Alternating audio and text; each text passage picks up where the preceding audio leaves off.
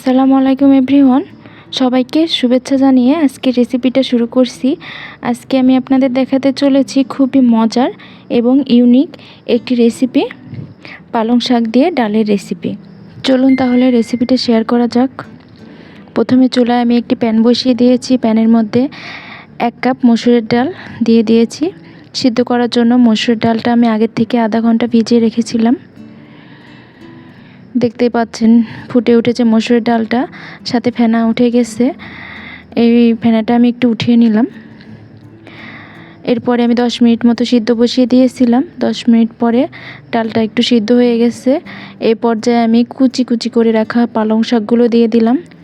আমি পালং শাকটা একদম কুচি করে নিয়েছি,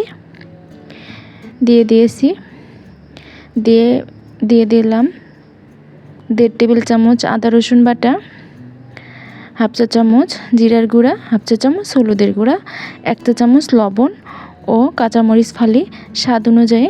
আপনারা যে যেমন ঝাল খেতে পছন্দ করেন দিয়ে নেবেন। এরপরে দিয়ে দিয়েছি আমি 1 কাপ পানি। পানিটা দিয়ে আমি ঢাকনা দিয়ে ঢেকে রেখে দেব 10 থেকে 15 মিনিট। এই 10 থেকে 15 মিনিটের মধ্যে ভালো মতো ডাল ও শাক দুটোই সিদ্ধ হয়ে যাবে।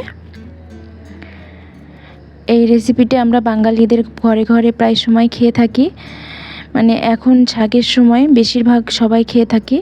খেতে দারুণ মজা হয়। দেখতে পাচ্ছেন 10 থেকে 15 মিনিটের মধ্যে ডালটা কি সুন্দর সিদ্ধ হয়ে গেছে। চুলায় আমি আবারও একটি প্যান বসিয়ে দিয়েছি। প্যানের মধ্যে 2 টেবিল চামচ রান্নার তেল,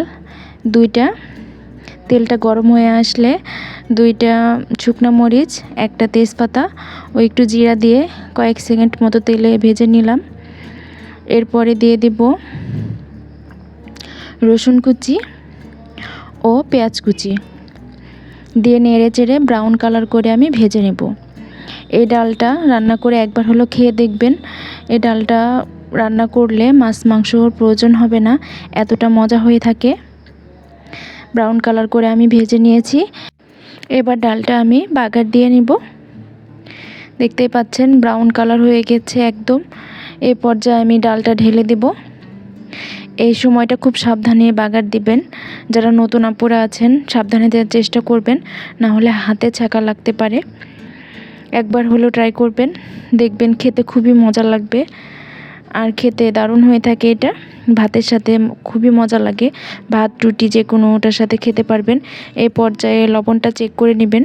আমার একটু কম হয়েছিল, সেজন্য আমি অ্যাড করে দিয়ে দিলাম 1 চা চামচ ভাজা জিরার গুঁড়া ও কিছুটা ধনিয়া পাতা দিয়ে আমি ডালটা নামিয়ে নিব। হয়ে গেছে ডাল রান্না। দেখতেই পাচ্ছেন কতটা লোভনীয় হয়েছে দেখতে। খেতেও মাশাআল্লাহ আলহামদুলিল্লাহ অনেক মজা হয়েছিল। এবার পরিবেশনের পালা। চলুন তাহলে পরিবেশন করে দেখাই। আশা করছি রেসিপিটা আপনাদের ভালো লেগেছে। আমি অনেক সহজভাবে দেখানোর চেষ্টা করেছি। সবাই ভালো থাকবেন। আল্লাহ হাফেজ।